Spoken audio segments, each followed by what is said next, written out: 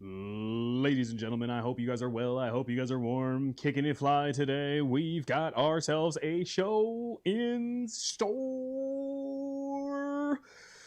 Oh, and your host, ladies and gentlemen, Pigeons 420. This is the one and only place where you will find the host introducing himself. Yes, because, well, it's a one-man show and a one-lady show. Over there in the corner, shout out to Mrs. P running things in the back. Huge shout out to Mrs. P. Huge shout out to the band running things over there in the corner as well. Huge shout out to everybody involved putting on such a wonderful show. But more importantly, welcome to you guys. I hope you guys are well. I hope you guys are warm. Kicking it fly today, baby, because we've got quite a show in store today. And I'm very excited to share it with you. In fact, we're going to be talking about all things from veterinarians using CBD to help cure the anxiety of their roommates, I guess, some of the animals at the zoo. We're also going to be having a discussion in regards to wolves in weeds clothing. We've got a lot of stories here today. Plus, we've got ourselves a very special guest here tonight as well. Huge shout out to Troy. Northern Scroger going to be joining us tonight. Top of the first hour at the beginning of the second segment, so stay tuned for that. But, ladies and gentlemen, it is great to see you. I see everybody in the chat. Before I get started, I want to give a huge shout out to JJ Dubs. I want to give a huge shout out to Silver. I want to give a huge shout out to East Coast. I want to give a huge shout out to Bagel. These were the folks that were helping me work out the audio issues that I was having earlier. We're getting that much closer to an audio great experience, but one step at a time, shall we?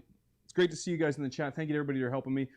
Huge shout out to everybody who watched last week's episodes. I made my way home from Vegas over the course of the last weekend, and I didn't get out any more episodes other than the episode with Matt. We didn't get the news released. I didn't really get anything released. So starting now, you guys can be pleased to know that we're going to be chopping up this show into segments. So whether you miss a live stream or you don't miss a live stream, or whether you're here and you toke too much and then you passed out halfway through, I've got you covered. You don't need timestamps.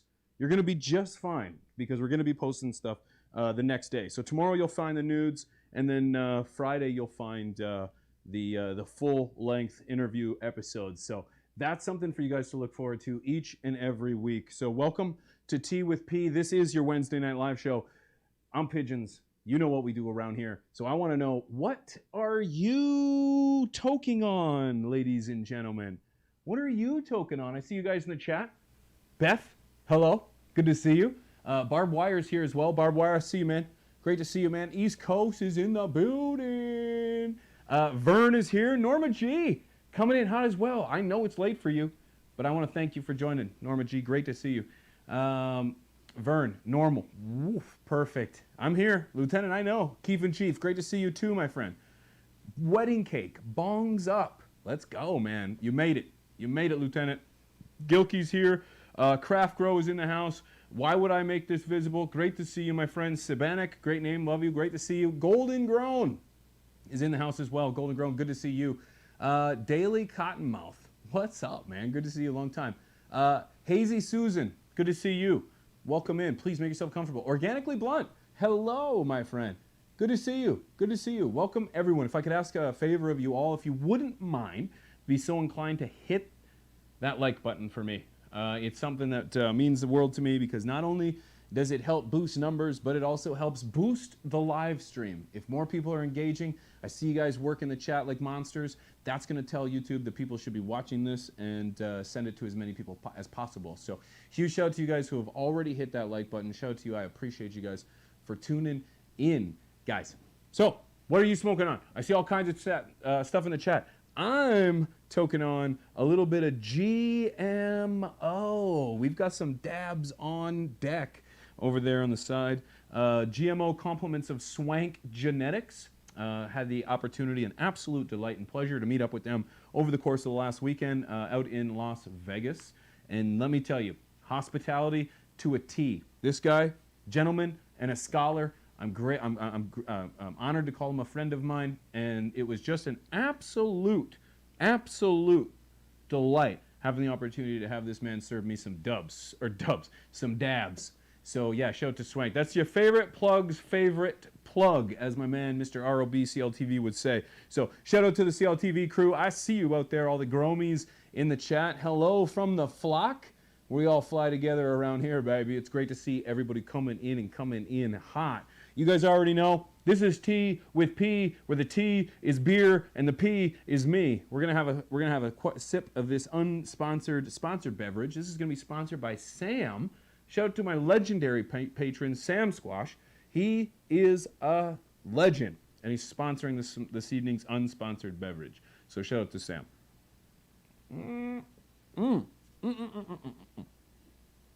Guys, if this is your first time being here, Tea with P is a late show every Wednesday, 9 p.m. Central. We're going to hash out everything you need to know about nudes, culture, science, health, everything, whether it's in our space, whether it's surrounding our culture, whether it's our community, you name it. We're going to talk about it right here. We're going to interview and talk to some of the biggest names in the game, and this is just the beginning of what I would think is something big when it comes to what I think this show and I don't know, this opportunity has to offer. So I'm going to roll with it as fast as I can. Before we do any of that, though, my friends, jumping into the nudes is going to be right here and always will. But first, we need to jump into the garage.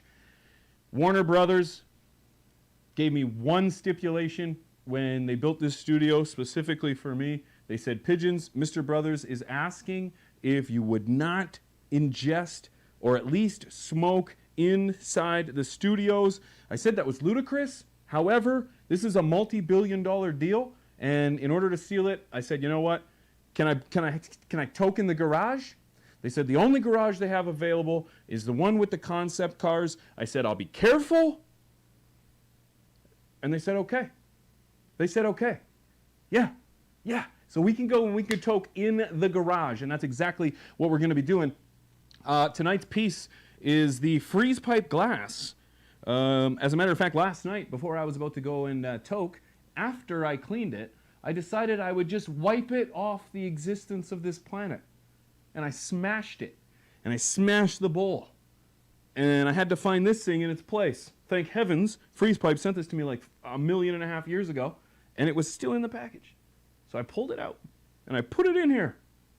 And it works just great. I just got to push a button, but I can't do it here because Warner Brothers have asked. And I'm not going to go against the brothers, especially those Warner Brothers. They're bad news. All right? So I will meet you guys in the garage. Get your pieces ready because we're going to toke. We're going to light this up. Booyah! I'll meet you there.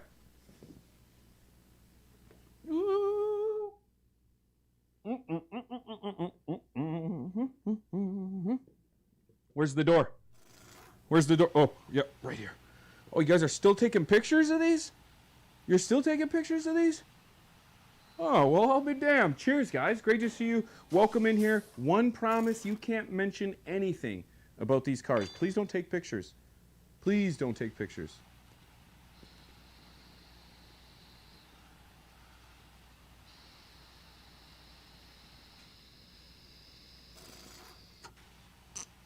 Oh, cheers. Ooh. On the cars and everything, we're getting pictures of this stuff. Got monitors. I'm dropping stuff all around me. I didn't mean to drop that. I didn't do that. That wasn't me.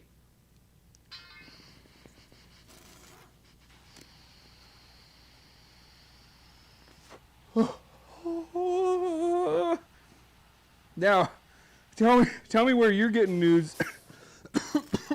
And they're getting high at the same time. Now, YouTube, in fact, I'm not getting high. This is a demonstration. This man is doing his own stunts, as displayed on TV.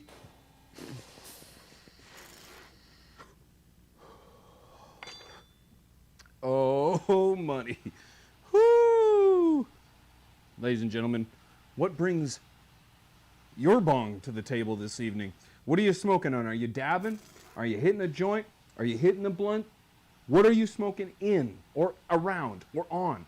Are you smoking on a, say, a little beanbag chair? I want to hear from you. I'll meet you in the studio.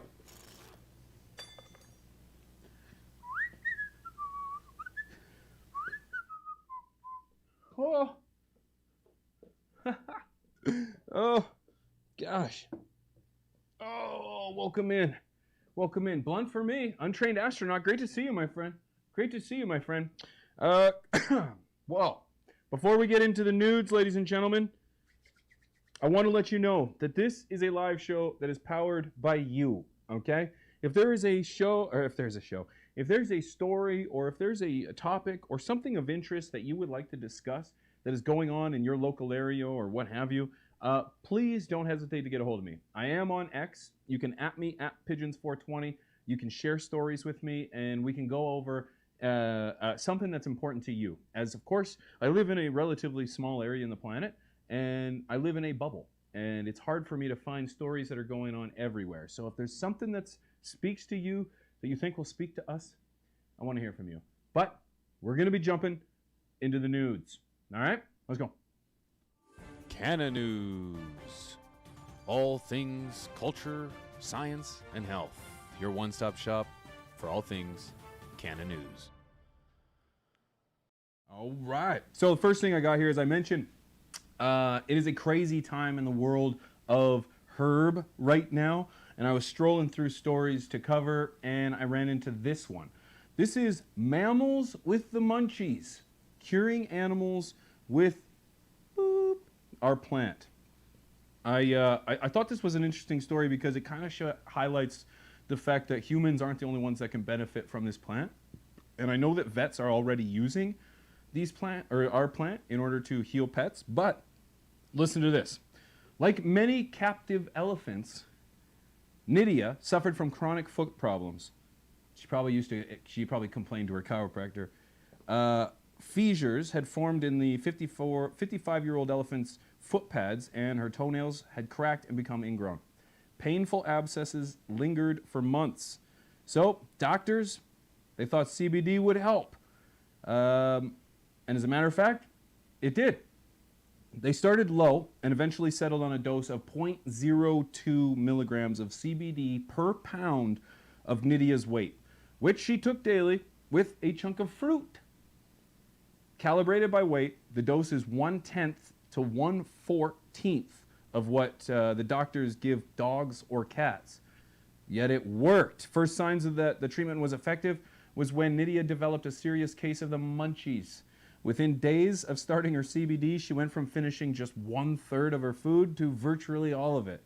And sometimes even went for seconds. Within 5 weeks, she had gained 555 pounds. Now, we're not judging weight. She was probably still beautiful, but I guess that's a clear indicator that she was getting the munchies.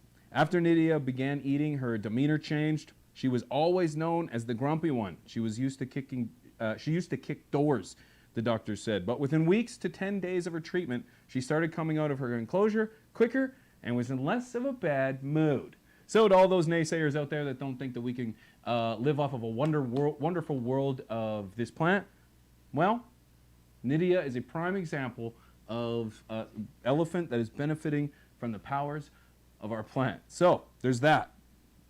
A couple things I wanted to get through was another one by marijuanamoment.net. Minnesota marijuana regulators ask lawmakers to fix a loophole that allows high THC raw cannabis to be sold as legal hemp. Do you have that story? Yep. I thought this was interesting because, shoot, and I think they are referring to people that are clearly just trying to sell herb and that is disguised as hemp. I don't think they're actually referring to those who are pushing THCA as like great product, but I'll go on. Minnesota marijuana regulators ask lawmakers to fix loophole that allows high THC raw product to be sold as legal hemp. Because the raw flower being sold isn't processed, the Office of Medical Cannabis believes it lacks authority to regulate it. Hence, the law is needed. Unfortunately, I suppose that sucks for you guys in Minnesota, but hopefully we just see sheer legalization across the board and it won't be something that we have to worry about. There's a story and an important one that I wanted to get into. Now, when it comes to our plant, I want to focus on not just the great, but I want to focus on everything as a whole, and that includes the negative side of this plant. It'll do nobody any service if we just think that this plant is perfect, it has no problems, and it can be taken by everyone. That is a facade, that is false, and I think some people could get seriously sleepy if given that advice. So, and I just mean sleep, I was being a little facetious, but I just mean that you can give somebody the wrong dose or the wrong advice, assuming that anyone and everyone can just have access to this. But there's a recent study that suggests that cannabis use is linked to higher anxiety disorder. The summary of this is coming out of the neurosciencenews.com. Now, this might not be any news to anyone, but when it comes out of here, I want to share it. A comprehensive study found a significant association between emergency department visits for our plant use and the development of new anxiety disorders. Analyzing health data from over 12 million Ontarians, these are onions from Canada, the research revealed that individuals who sought emergency care for this use exhibited nearly 4-fold increase in the risk of being diagnosed with an anxiety disorder within 3 years compared to the general population. Additionally, the study highlights the potential for cannabis use to exacerbate existing anxiety symptoms. Just want to read the end. These findings underscore the complexities of this plant use and its impact on mental health, challenging the perception of this plant as a benign substance and pointing to the need for caution in its medicinal and recreational use. I think that's a very fair statement based on the findings.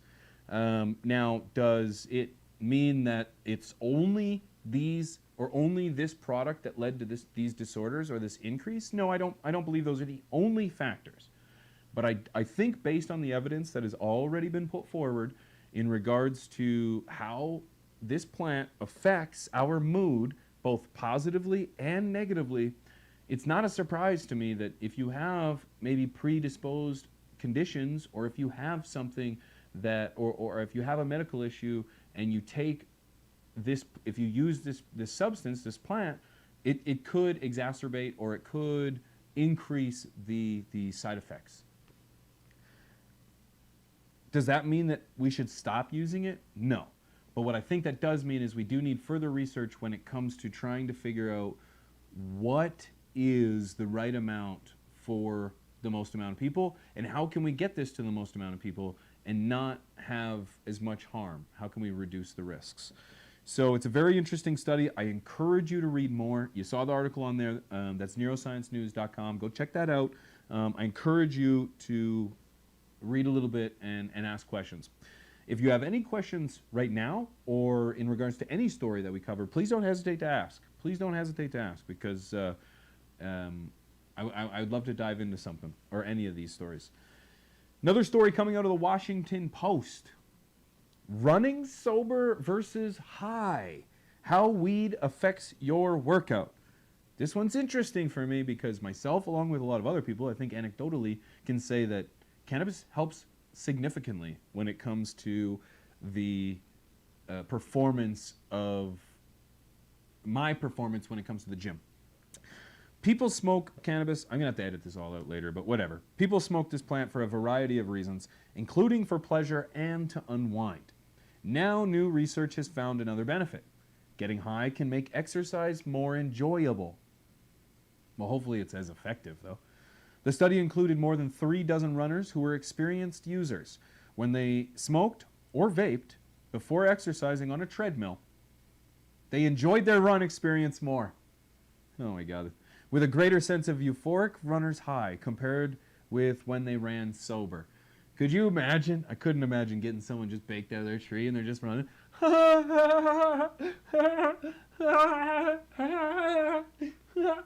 like he's having fun. He's having way more fun now than he was when he was not high. It's like, oh, how did they measure this? Angela Bryan, a professor of psychology and neuroscience at University of Colorado Boulder, said her team initially began studying the issue because they wanted to understand how the legalization of cannabis would affect public health.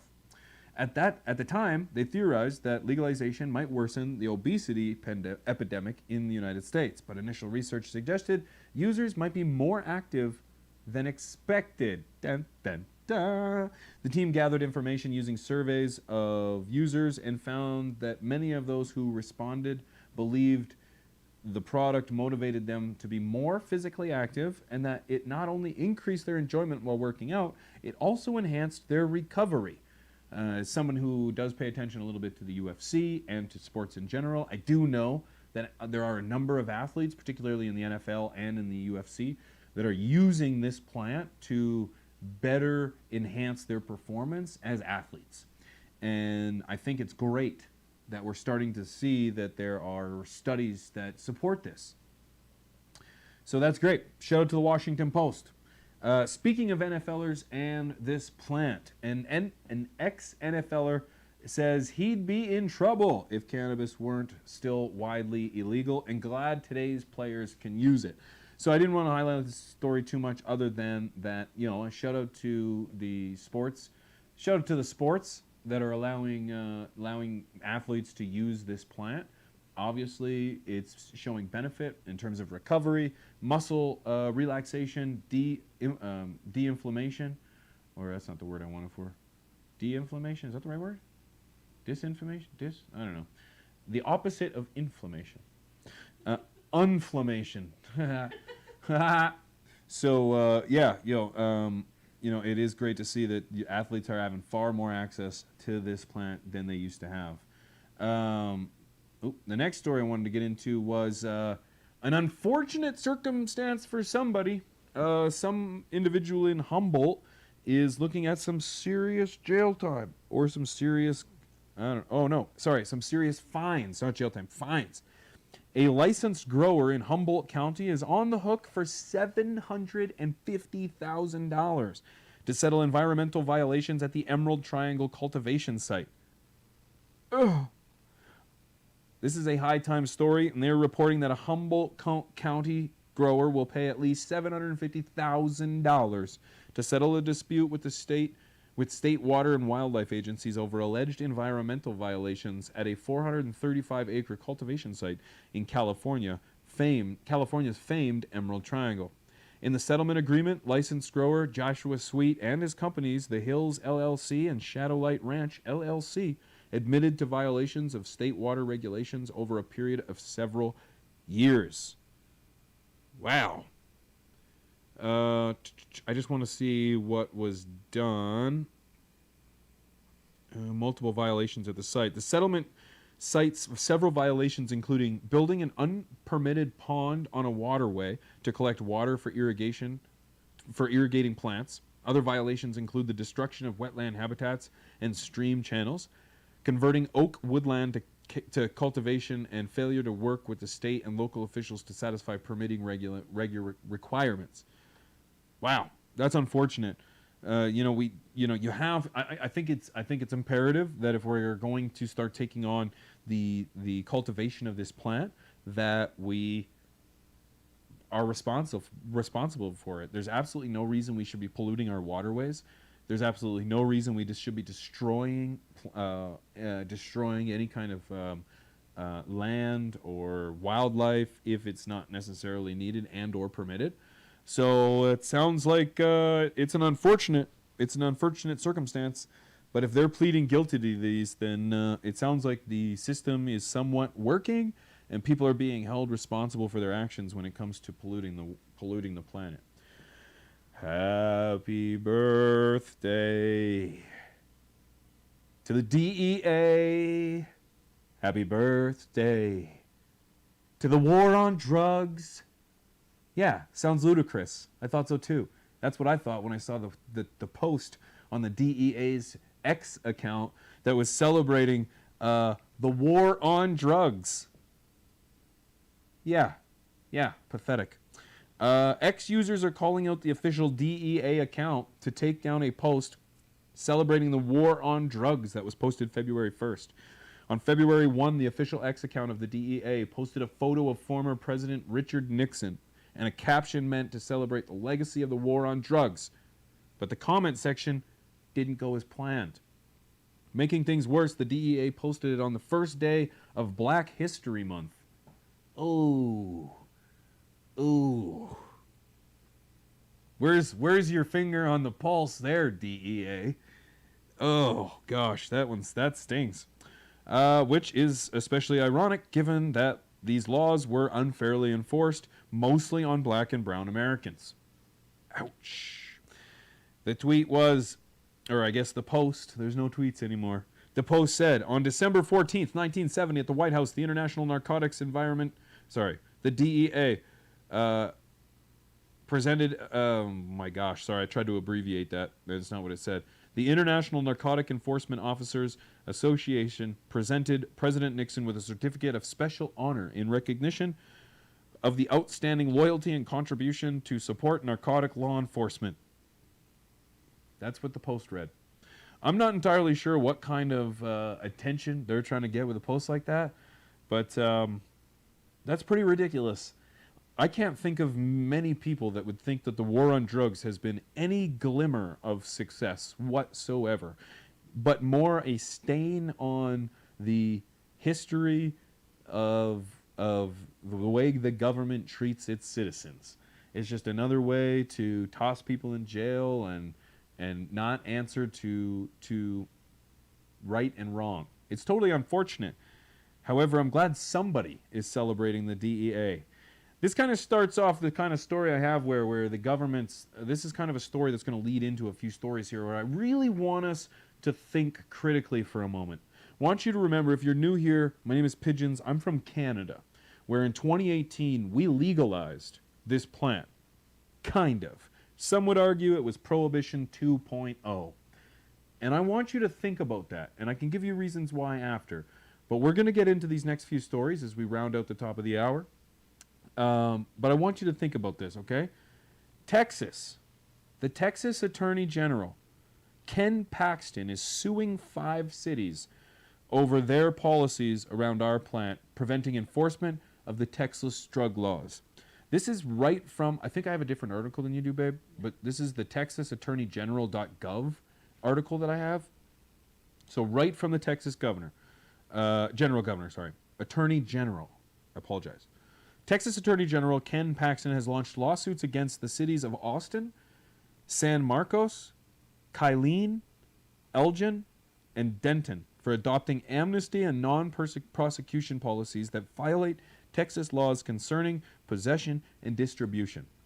So just when you think you're safe and you're free and you have the ability to you got to remember that there is always someone overwatching, and this is going to lead into the next story. But I want to just read this. The 5 municipalities adopted ordinances or policies instructing police not to enforce Texas drug laws concerning possession and distribution of our plant. Texas local government code forbids any political subdivision from adopting a policy under which the entity will not fully enforce laws relating to drugs. Further, the Texas Constitution notes that it is unlawful for municipalities to adopt ordinances that are inconsistent with the laws enacted by the Texas legislature. So, this is kind of the idea of federalism. I don't think federalism works on the state and municipal level. I think it's more of the definition between the federal and the state, but it's the same concept. It's the splitting of powers. Understand that even though your local ordinances or policies are stating one thing, that overarching government is always watching you, whether it's the state government in Texas or the federal government in the United States or in Canada or abroad. There are people watching, and you need to be weary of that. So if you're going to take on growing and taking on this plant, it's something that you need to keep in the back of your mind, that even though you might have the immediate right, or not right, but the ability to grow and possess, it might not be absolute. So be very careful.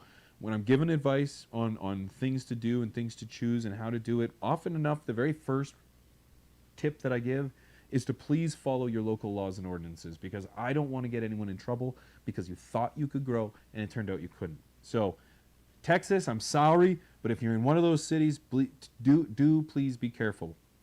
Moving on to the next story. Wolf in weeds clothing, ladies and gentlemen. This reeks like a re-election. I'm not gonna put my political affiliations out there, because that's irrelevant to the conversation. But what I would like to discuss is politicians who disguise cannabis legalization in order to obtain the vote of the common people. It is something that's happened in the past. It's something that happened in my country. There are a number of people that will admit that they were first-time voters of the Liberal Party and or single-issue voters where they only voted for the Liberal Party because they were promising legalization, which they did not do for 2.5 years after they were elected. So, got an article here by by Eminem. I'm just going to call it that from now on so I don't have to say that nasty M word. That VP, the Vice President, Kamala Harris, touts the pardons in a pitch to black and young voters, saying nobody should be jailed for smoking weed. Although I agree with everything she says, this is what I'll dive in before I explain what I mean.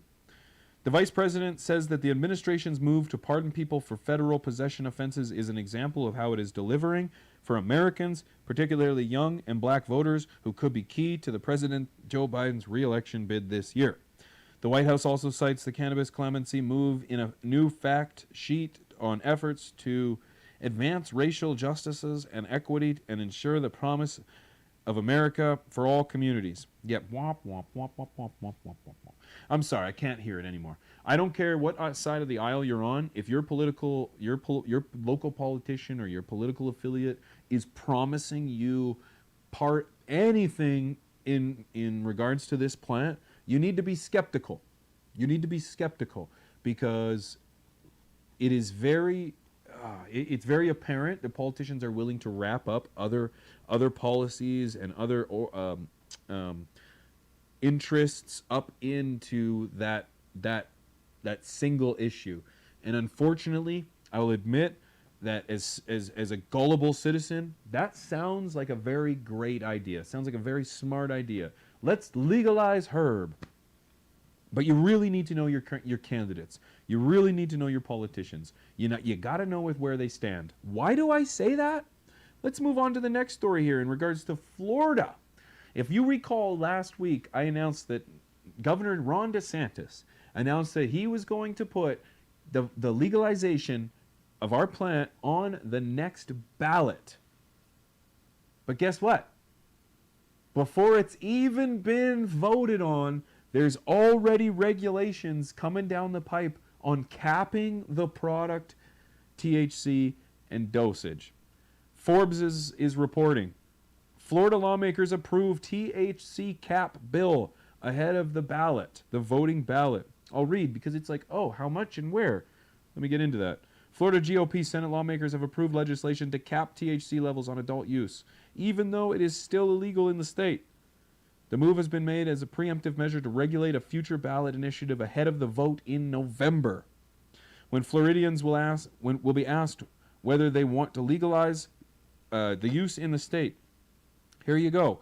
The measure stipulates that smokable products may contain a maximum of 30% THC, which very clearly goes to show whoever's creating these laws have absolutely no idea what they're talking about.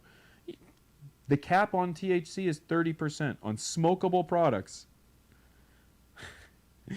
You're laughing. And you might be, oh, well, that's on vapes.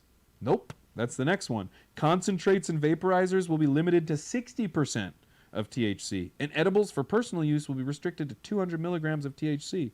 Additionally, a single serving of an edible will not exceed a potency of 10 milligrams, which is great if you're trying to get a rodent high. But it's like, whoever wrote this has no idea. You're not finding weed more than 30% THC. Sure, someone's trying to sell you it for over 30% THC, but I hate to break it to you, it's not 30% THC, or at least not the buds you're smoking from whoever's telling you it's 30%.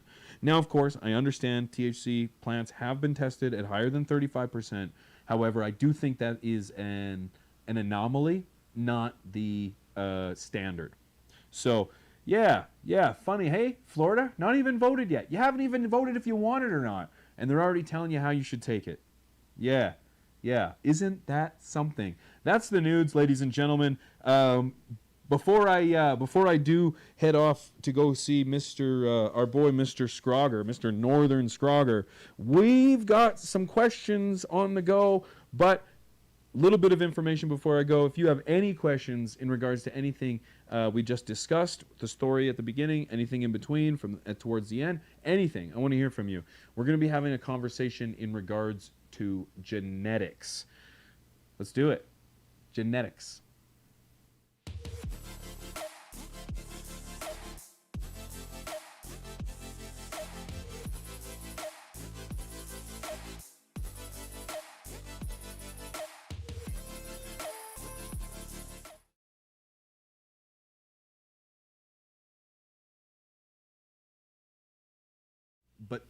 But this, we good? Ladies and gentlemen, you might be calling that last segment PMZ. However, this one is going to be planting with P. Huge shout out to Rob. I think he came up with that one. That was a lot of fun. Today's question, I'm going to be talking about genetics, and more importantly, things to consider before you get your genetics. Genetics right now is a hot conversation, and it's one that I think is always important because it is a very exciting time in the world of genetics today. And it's safe to say that there's a few things that you want to take into consideration before, because it can be hard to not only source good genetics, but it can be difficult to kind of find who's giving you quality genetics. And that's something that I wanted to talk about. So I wrote down a list here, and of course, as I mentioned, I want you to familiarize yourself with local laws and ordinances. Are you able to grow? Are you able to clone? Are you able to buy? Are you able to sell? Are you able to distribute? Can you possess? How close do you have to be to a school? Or can you be close to a school? How close do you have to be away from a dispensary or a liquor store? Are these things that you need to take into consideration? Because it's very important to know this before you choose any genetics. Source. Choose a quality source. People ask me all the time, Pigeons, how do I get some quality genetics? And in fact, last night, someone asked me, Pigeons, where do I go locally to meet up with people? Well, you know what? There's a lot of forums. There's Facebook pages that you can go on where you can source local genetics, and you can find groups that you can join. And I highly encourage you to do that. I do, because not only are you going to find quality genetics, you're also going to be able to source out some quality people. Network is net worth. And if you can establish a quality network of other breeders, let me tell you, your job is going to be a lot easier in the garden, because you don't have to worry about, the one-off variables, the disease, the prone to pests, those kind of things. How's it going to grow? Find that source, and then find that specific strain or that cultivar that's going to meet your needs. We've already talked about how to find genetics that are good for your grow, so you can tune into those videos. But of course, you want to find something that's going to match your humidity or your climate. Do you have high humidity, low humidity? Are you in a middle of winter? Is it the summer? Is it hot? Is it cold? These are very important things to consider before you choose your strain. Strain selection is huge, but you want to make sure that you're understanding your own climate and environment before you select your genetics. Okay? Space. This is a big mistake. Don't go buy a bunch of beans before you have a space to plant them in. I think that's huge. You want to make sure that you've got yourself established. I personally like to treat my tent like a fish tank. I like to acclimate it before I put any plants in it, and give it a minute. Give it a day, give it 2 days, give it an opportunity for the lights to come on and run all night, and then give it an opportunity for the lights to go off or on, and whatever I just said, and do the opposite and let it run all day and run all night. This way you get an idea what your swings are. You want to be able to understand your swings so there's no surprises. So get your space ready and functional, okay? How are you going to grow it? How are you going to grow it? From the Stash and I. Huge shout out to the boys on From the Stash. We actually just had a conversation not long ago in regards to choosing the right genetics and choosing the right genetics. That's the conversation I have right now. Which cultivation method is the best? I based my answer on simplicity. Rob and Chris based theirs on what they had already known, based on their knowledge and based on their experiences. I wanted something that worked for me, something that was just simple. So I choose a a soilless medium in fabric pots using salt-based nutrients out of the bottle. You can choose to go like an organic route, whether it's a build-a-soil route, whether it's a hydroponic setup. You're going to want to know this before because it might be different for you. Okay, it might be different for you. Maybe you don't want to do a hydroponic setup. I personally didn't want to figure out how to work pumps and all that nonsense, so I didn't. I just put dirt in a pot and planted a bean. What are you looking for? Growth time, baby, and yield. You want to understand how long you're growing these plants. I've done it. I grew a Maui Wowie. It was frustrating. Took me 13 weeks. I'll never do it again. Why? Because I didn't know it was 13 weeks before I started growing it. Oh, that was frustrating. I was treating it like everything else. And unfortunately, it didn't work for me like that. I had to essentially keep her going in the garden for a couple more weeks, and it was frustrating, very frustrating, because I just couldn't handle having something grow that long. So I told myself, unless it's a GMO, I'm not doing it. I'm not doing it, okay? Because GMO, baby, I'm telling you right now. Grab something that's resistant to pests and disease. The only way you know this is if you're sourcing it from a quality source. This kind of routes back to the number 2. You want to make sure you're getting them from a quality source. Someone that's already weaned out disease. Somebody who's already weaned out pests. This is very important. You don't want something that's just weak and unstable. So make sure you got a quality source. That way, you're going to make sure that you've got yourself something that's going to be resilient to pests. Now, this is kind of a no-brainer, but what are you looking for? Do you want autos? Do you want FEMs? Do you want to go the triploid route? Do you want to? What are you doing? Do you want regulars? Like, these are things that you need to consider before you grab your genetics. I learned doing autos that I don't like autos. Autos are not for me. Autos are a giant pain in my ass. I'll admit. I'll admit that I'm the one that says autos are where genetics go to die. But with that being said, there's something for everyone. Find it. Do you want to do autos? Do you want to do regulars? Do you want to do FEMs? These are things to think about. Okay, so try to figure it out before you go about that. Here's something that's even more important, and I saved the last 2. I saved the most 2 important for the last. The second most important one that I think you need to consider is cost. Don't pay an astronomical amount of money for genetics. Now, I'm going to caveat that with an asterisk and say, this is my asterisk, that if you are going to pay a lot of money, it better be for Chill Out OG. No, I'm just kidding. I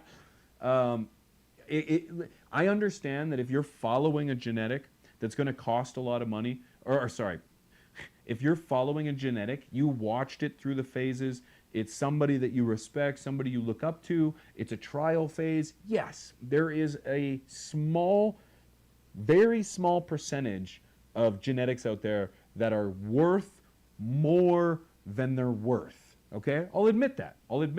And I consider those to be some of your cup winners. Some of your, for me, I'll pay more. Maybe you won't, but I'll pay more for some Chill Out OG. Shout out to Chris for not making me pay for my Chill Out OG. These are the things that I would pay more for. If I was trying to get that Swank Genetics, I would pay more for that because it's kind of an exclusive. Now, that's my caveat. That's my asterisk. Now, there's no reason to pay any more than that. $10 a bean is incredibly standard. There's no reason that it should be any more than that. Anything less is fantastic. I understand money needs to be made and people are doing what they do, but $10 a seed is pretty damn standard. And I think that's standard unless it's in and around that $10, man. So cost is very important, very important. Now, with that being said, let's say you got some really cheap genetics, some affordable genetics. It's been tested and all this stuff up here. How do you know that? Because the person, and this is number 1 for me, that source of genetics, if it's not supported by quality people on the upfront, I don't want it. If you have an issue, let's say you bought 10 beans from somebody and all 10 of them turned out to be male, or all 10 of them didn't pop. Now, there's always variables that would make me lead to believe that it was probably the person germinating them that they didn't pop. But I would want support. I want customer support. I want an experience that's going to back up for what I'm paying for it. I'm not just getting the genetic for $10 a bean. I'm also getting the ability to come back, get another quality experience, also look for, I love the idea of freebies. I like the idea of being included in tester groups. I like the idea of just so much more. And so much more is going to happen when you're dealing with either a breeder or a company that cares about their customers. Don't go to somebody who's just overseas with a blank face. They're not going to answer your emails. None of that. Get your genetics from a quality place, because if something happens or whatever, if all goes well, I want you to go back and I want you to have a great experience with whoever it was that sold you those genetics. Okay? I don't care who it was, whether it was a local breeder to a big name. Quality customer service goes a long way. So I want you to consider that when it comes to choosing your genetics and just things you should consider before that. But of course, I want to pass the question off to you. What do you think? What do you think is something to consider before you select your genetics? I want to hear from you. I got the chat right here. I see 420 Thangs in the chat. I see, is that Northern Scroger there back in the green room? He's in the green room texting. Oh, I love that. Look at that. I see Green Ranger out there. Good to see you, my friend. Norma G is still in the show. Great to see you. Welcome, everybody. I'm glad to see everybody coming in. If you wouldn't mind, do me a favor. Could you hit that like button? I'm hoping that all goes well. And we're going to head off into the garage here just shortly before we go and visit our friend, Mr. Northern Scroger, as soon as he arrives. If you search Google for beans, ignore the top results. Yes, Norma Jean, that's a great example. That goes with really any search on Google. Remember that those top results are always sponsored results. Those are always sponsored. Okay, so they paid for their stuff to be at the top. So it's definitely something you want to be mindful of. Ladies and gentlemen, I'm just going to ask you real quick. What do you think? What are you token on right now? What are you token on right now? As I sit here, I'm going to prep up my rig here with a little bit of GMO, as we've got just a couple minutes here, and I think what a great opportunity it would be to to go and take a trip into the garage. Oh, I will take this. What are the odds it had no hair on it? Minimal. Runts. Hazy Susan smoking some runts. That's not bad at all. Not bad at all. Some strawberry and banana for Brittany. Some strawberry and banana. Let's go. Sounds like a nice dessert, if I may say so myself. Like a nice dessert. I'm very excited to have a conversation with Troy here. I'm also nervous as heck. Another tall, handsome Canadian man. Hoo-wee. That doesn't happen often around here, you know? So, gotta make sure I look right. See, look at me. I'm Butterfingers. Troy got me nervous. He got me nervous up in here. And I'm very excited. Very excited. Good thing I had T-2 dabs. Boom, we got it. So, let me pick up my lid. And ladies and gentlemen, let's fire this up. Let's go hide in the garage for a bit. Let's go hide in the garage like it's a family Thanksgiving dinner. Hey? Hey? Let's go hide in the garage, shall we? Come join me. All right, I'll meet you there. Ooh, so many hallways. So many hallways. Is it here? Ah! Oh, sorry. Sorry, ma'am. Sorry, ma'am. Okay. Oh, my bad. Oh, my. Oh. Oh, gosh. Cheers, guys.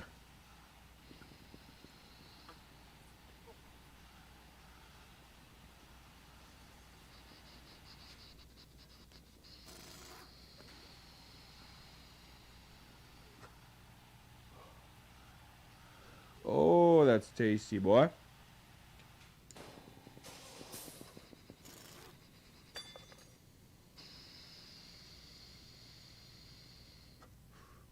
Oh. Oh. Ooh-wee. Now that's a dabba-rooney.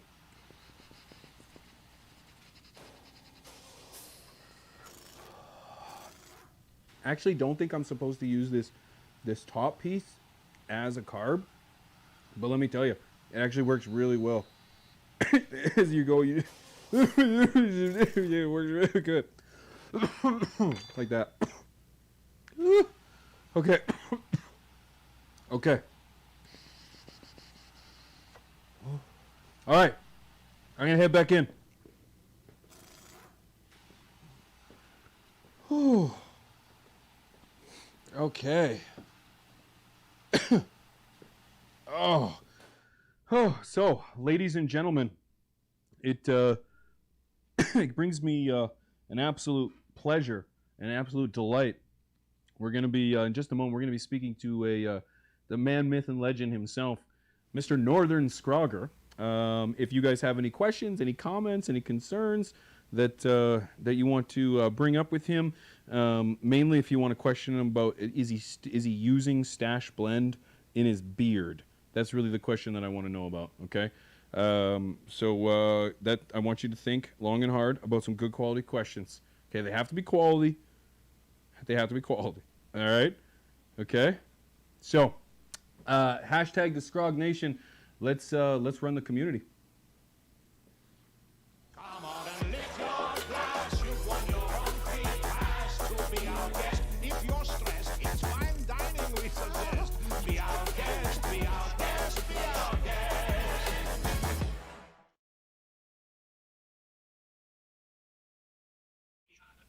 I'm not sure.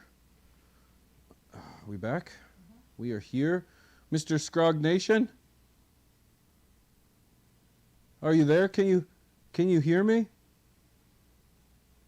No, he gone. All right, run it up close. That's okay. We'll get it. The joys of a live show, ladies and gentlemen. Hello? Trying to get things running and operable.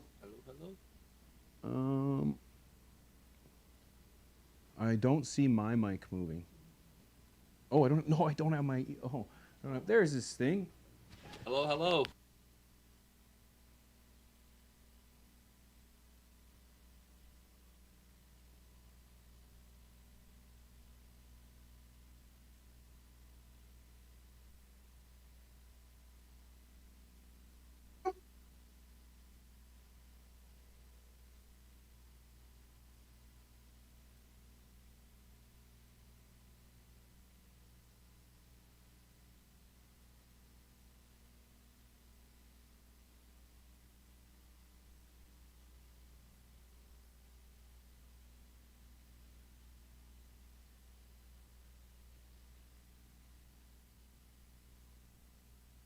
Come on and lift your glass. You've won your own free pass to be our guest. If you're stressed, it's fine dining we suggest. Be our guest, be our guest, be our guest.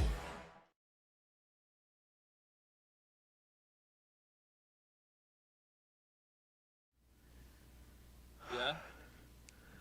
Hey, buddy. Oh. There. I'm not sure. You get me in here?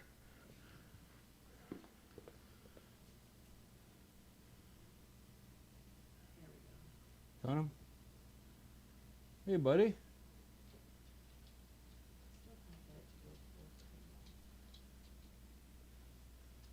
There we go. Hey, buddy. Hey. Technical difficulties. There we go. Can you hear me?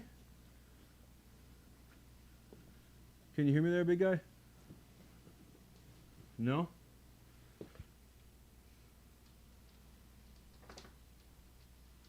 There you go. There you go. Can you hear me?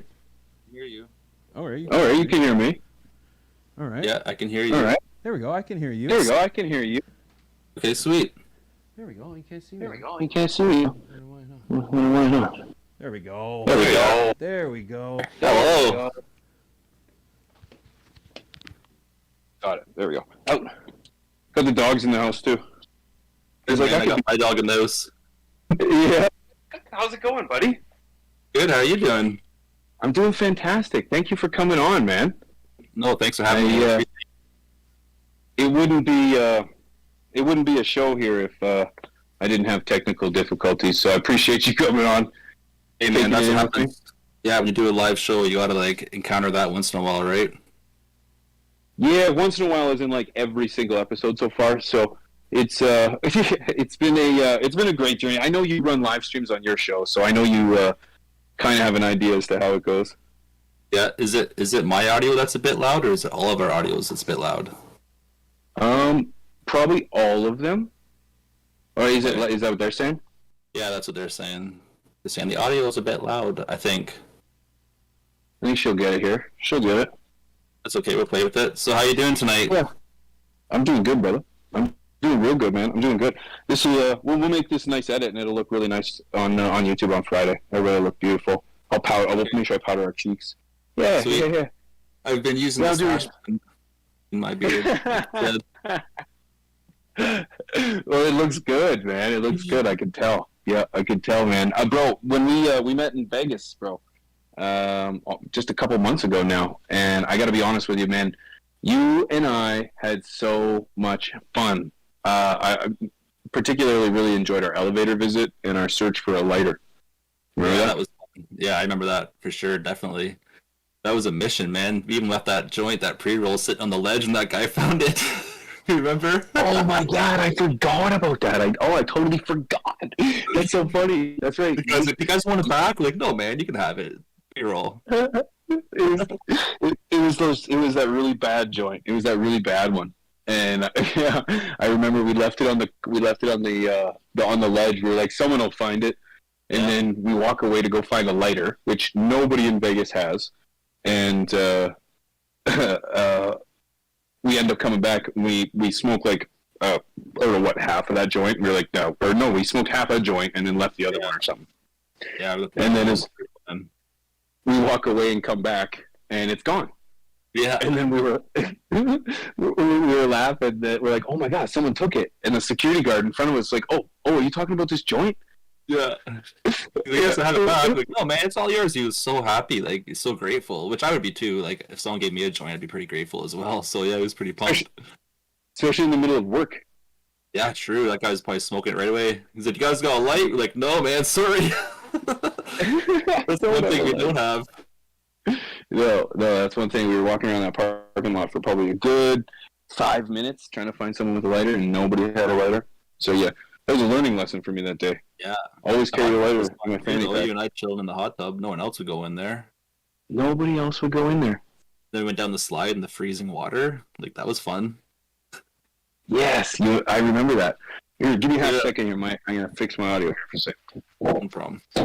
Is this mine? Yours is awful.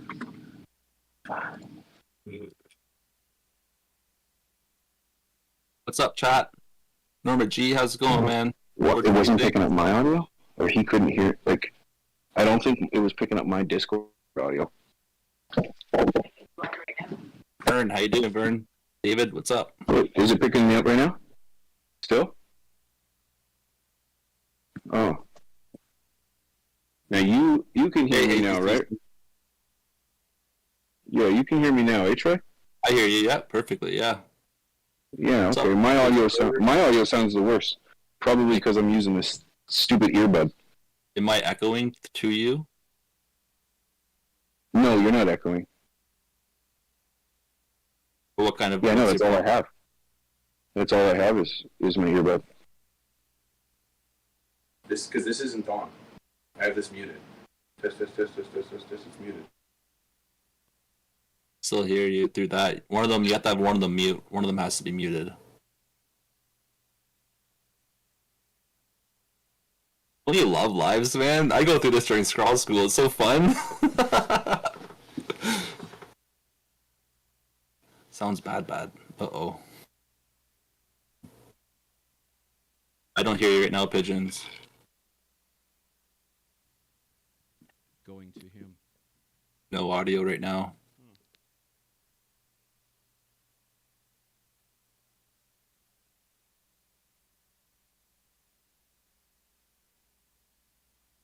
There he can't hear me. That's the downside. I only said uh-oh because I'm used to this. You know what? I should be able to just... It's because you turned me down because I was loud, I think. Cheers, Jay. There we go. I might be able to... There we go. There we go. Can you... I hear you. Can you hear me? Okay. you hear me? Okay. Yep. Now chat. Do people Chat. Fuck. Fuck. Let me take this out. Take this out. He's gonna hear me. Yep. Alright, I can hear you. All right, I can hear you. It's Right here? This isn't good? Right here. This isn't good. This isn't good here? This isn't good here. picking up that. That's not on. Oh, Oh, it's picking. Oh, I need to mute it. no, then you can't hear me. Now you can't hear me right now. I am so lost right now in the loop of things, bro.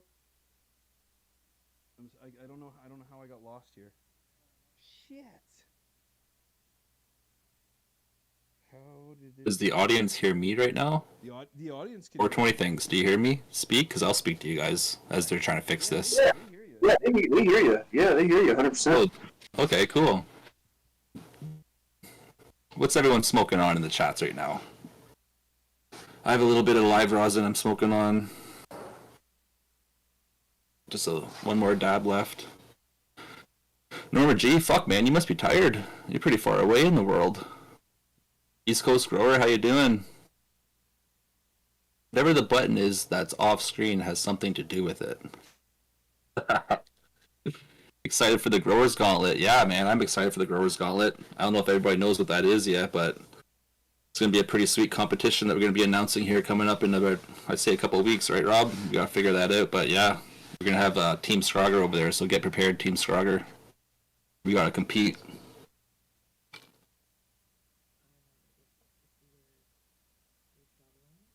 Oh my god, bring the snow this way.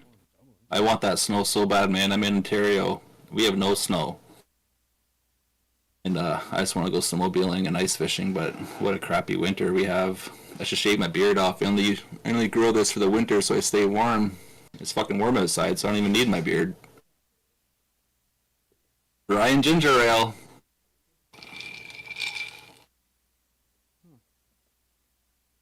buddy. Okay, you can hear me? Okay, you can hear me? Yeah, I can hear you, yeah. Listen to it. No. I'm still on mad struggle here. Like, what's happening on your end? Well, I eat. I Can't get my... I can't get my voice to you. It is right now. It is right now, but this is on my earbud, and this sounds shit, apparently, right? Really loud. No, Turn it down. I can... Well, you can turn me down like this. Doesn't sound like shit that Yeah. bad to me. Still loud?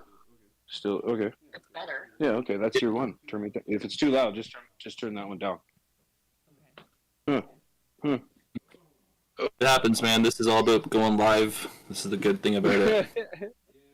yeah. This is what we give the trolls the food to talk about. You know, Yeah, they need for sure. something. Yeah. No, hey, I appreciate you. I think we got it. Yeah, I think we got it.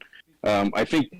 Yo, shout out to Mrs. P. First of all, she's the one that's running everything back there, and Oh, I know. It's tricky. Thanks, Mrs. P. yeah, and I'm the only one that actually knows how to run anything. So, it's I kind of doubt been, that, man. I'm sure she keeps the household going. Oh, I mean, no, run just behind that desk. I'm the only one that knows how to run anything behind the desk. And Oh, it's just a learn on the fly kind of, learn on the go kind of process for her. And I appreciate it. Yeah, but man, seriously, thanks for getting through that, brother. I appreciate you, man. Just like I said, I know you're go running through it all the time. Mm-hmm. I was just gonna say, I know you're running Scrog Nation, and it's absolutely wicked. In my opinion, you've got one of the best Scrogs the internet has to offer, bro. I can't Thank you. find another Scrog or another garden that has a 3-light setup on it like yours, man. You've got the one on top, you got the wings on the side, man. Tell me about that, bro. How does it? How on earth do you keep a garden like that just so immaculate? Well, that setup is just like was spontaneous. Like I harvested a few plants in my room there last week, and those lights were just sitting there. And I had one that was already on one side of my scrog, so I just tilted it down. And then yesterday I was thinking in my head, like, you know what? I should just take this light down and put it on the other side. Then I would make like a cool little side light, like covered on all angles. The plant's big enough to handle all of that.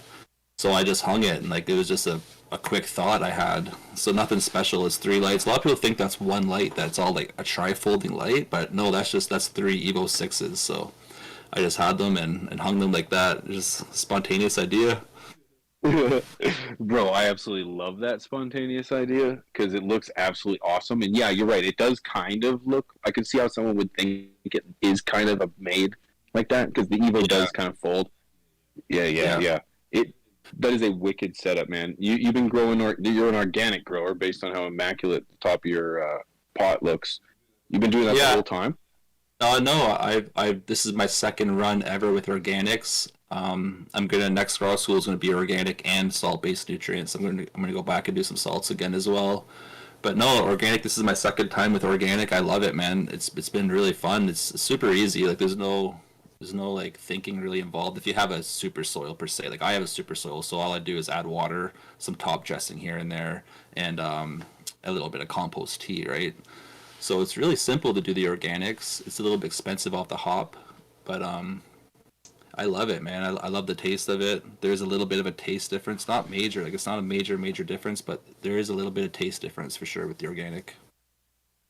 Right. You think so? Yeah. Like, what would you say? It's more of like an earthy taste, or what do you think? Yeah. More. Yeah.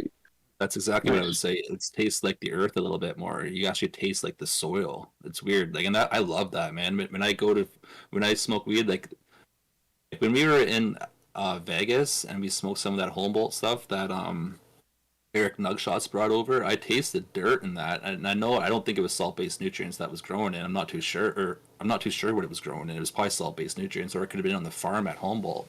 But it tasted like dirt to me. I loved it, and that's what I go for, and that's usually what organic tastes like to me. That's awesome, man. And honestly, I totally understand that sentiment because it's like I can taste when something is sun grown. I feel like maybe not necessarily sun grown, but outdoor grown. And yeah, that I think I get it. I've never grown organic, and I can't say that I've ever smoked organic when I knew it was just grown organic, and then tried to soak that up, kind of thing. But I believe that, 100% believe that. I saw you were having a sip of something there. What are you sipping on? Well, I'm not drinking tea because it's a little bit late for tea for me, but I'm drinking some rye and ginger ale. I like Crown Royal, man. A Crown Royal kind of guy. And ginger ale. Crown Royal. Nice, Crown Royal, straight out of Gimli, Manitoba. You bought me a bottle of Crown Royal in Vegas. Remember, I'm like, please stop at the store and get me some ginger ale and Crown Royal. That's all I need. Yes, I did. I believe you paid for it. I just picked it up. Yeah, well, yeah, you got it. I appreciate it, man. That was awesome. Yeah. No, it was. Straight up.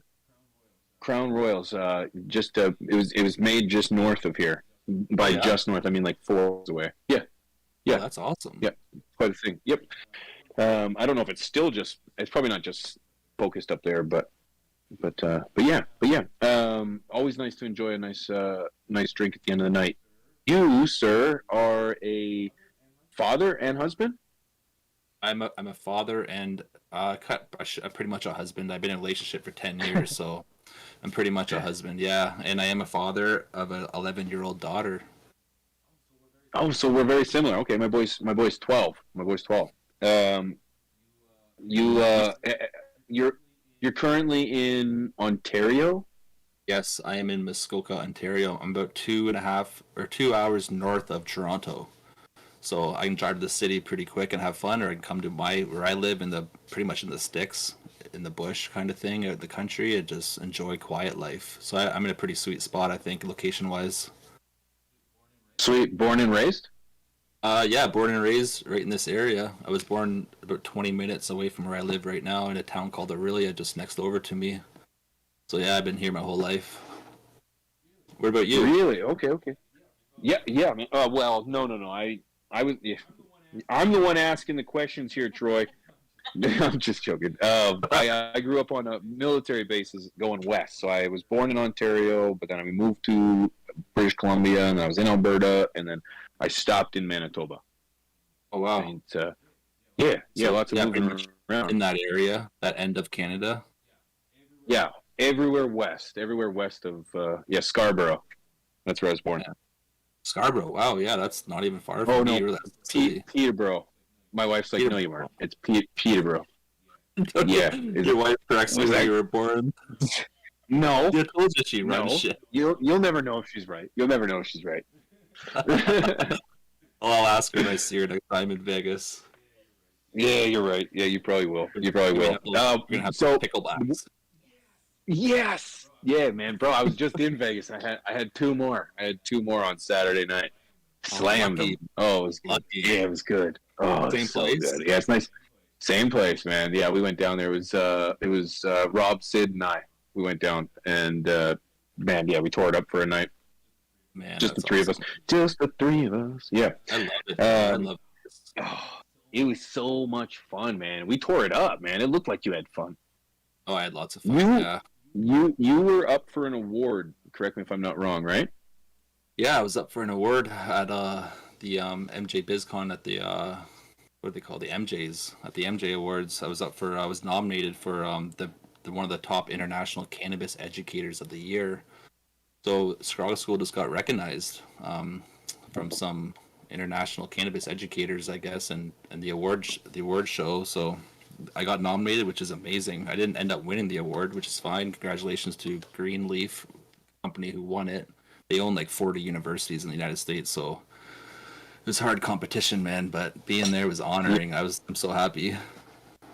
Man, I couldn't believe. Yeah, that's wicked, bro. And I couldn't think of a better guy, man. You definitely deserved that nomination, and the I think it's called a nomination, right? Yeah, You're yeah, nominated. nomination. Yep. Yeah, Yep. nomination. So so, ladies and gentlemen, I just want you to understand we are sitting with an award-nominated creator and educator. So let's just please, when in proximity, we need to just remove our hats. If that doesn't make you feel nervous, I don't know what is. What will? Yeah, really. What does your wife and your daughter think about having a celebrity for a dad? They do love it. Sometimes the wife's a little bit jealous because I have a lot of free time sometimes, and like I get to kind of stay home and work around the house a lot, and so just in that little, it's not like a bad thing. It's just like, damn, you're so lucky you have this awesome job and these awesome followers and like people that really support you and your community. Like you're really doing something good here. So like, yeah, like it's really supportive. Like I have a lot of support on my side of my family. Ali, she helps me a lot with Scroll School. She's behind the scenes, just like Mrs. P here. She's helping you with everything. That's what my partner does with me. So she's really built it with me. My daughter, she doesn't really know quite exactly what, like she knows, but she doesn't like fully get it. Like she thinks I'm a YouTuber. She's like, my daddy's a YouTuber. Like, you know, like that's, she's only 11. She doesn't really understand, but when she's 16, she'll probably figure it out and be like, wow, that's pretty cool, man. Or it'll be the other way and be like, my dad's a bad guy or something. Who knows? her mom's against it, so it could go both ways with her. She's kind of mixed a little bit. Right. Yeah, I could see how it is, but honestly, man, like you're a pretty down to earth guy, and I think just not by being a role model and an educator to our children, I think that will save a lot of heartache and a lot of trouble down the line, because I believe we were all told all the negatives about it, some true, some not, and yet we still managed to gravitate towards the truth, right? And kids are very smart, very smart. So yeah, I do. I do believe it'll be the former. I think she will think she'll be excited that her daddy's a YouTuber. My kid's 12, and you know it's fair to say the excitement is kind of worn off, to say the least. But yeah, you know, his friends talk about it, and he's always asking questions about things. You know, he's always excited about it. And I can see. Yeah, I could see your daughter probably being excited about it too. Oh yeah, she will be. Do you involve her in the process? I don't really let her in my space during she doesn't even want to come in there to be, first of all, because she kind of, like I said, like her mother, not my partner now, but like her mother, my baby mom, she's against all of this, right? So she kind of feeds her a different storyline.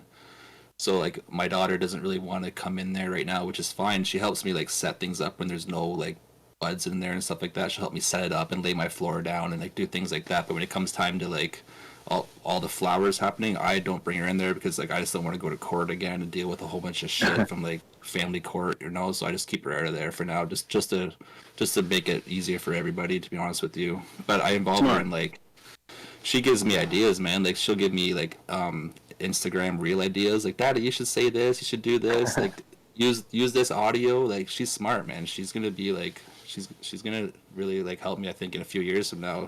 I think she's gonna gravitate towards this for sure. Good for you. Good for you. I totally agree, man. And good for you, man. And yeah, I don't want to dive too much into it, but I think you're making the right decision. You know, you're a grown man, you have a daughter, and as a father, you know, you have to make these decisions, and it's important. And you know, doesn't always feel like it's the right one at the time, but I think you're making the right decision, man. And I'm proud of you for stepping up and making a decision. You know, being a father in your child's life is something a lot of men, a lot of males, you know, don't do or can't do, or at least don't step up to. So good for you, man. Good for you. For us, and it's hard. The system doesn't really cooperate with fathers, you know. So it's hard for a lot of fathers that want to even stay in it to stay. Like me, for example, like I wouldn't be able to be in my daughter's life without my mom and dad, who helped me pay court fees for like huge expenses for like many times. If I didn't have that support, I would have lost my child because I wouldn't been able to afford to go to court to fight for my rights, right? So there's a lot of dads out there that just can't afford to fight for their own children, which that's the sad part. But yeah, that's unfortunate. Yeah, that is unfortunate, man. Yeah, that is unfortunate. Something that doesn't get highlighted, I think, nearly enough. To be totally honest with you. 100%. Yeah. To slightly pivot. You how long you been smoking weed, man? Oh wow, I've been smoking weed since I was about 14 years old. Is when I started like kind of getting right into it. I was probably grade 8. Yeah, I was grade 8 when I started smoking probably on the weekends. And then once I got into grade 9, which is my first year of high school, where I live is grade 9, that's when we started like almost smoking daily with my group of friends. And that's when I actually started growing it too. It was right when I was in around grade 9, so right around 15 years old, 16, I started growing cannabis. Actually with my family. Wow. So yeah, that's where it all started for me. Animal, man. 14, bro. Yeah, much younger than me. I was a late bloomer, man. I didn't start till I was like 17. Oh yeah. Yeah. Well, that's not too. You were probably what, grade 10ish? Grade 10? Yeah, grade 10, 11. Yeah, somewhere around there. Grade 10, 11. Yeah. I was pretty sheltered, though, man, growing up. Like, on a military base. I didn't... Drugs weren't nearly as accessible as... well, not necessarily as accessible, but just not as prevalent. You just didn't see it nearly as much. So I'm opposite. Like, I grew up with, like, say, for example, my family, my one side of my family for Thanksgiving, it'd be, like, a big party at Thanksgiving dinner, and everyone would be smoking joints, pass them around. When I was like just a little kid, so I smelled it. I'm like, what is that smell? And when I was younger, I was against it because like we were taught in school that's drugs, right? So I was like, Mom, you're smoking drugs. You're smoking drugs. I was always against her for that. And then I started stealing it from her as I got older, right?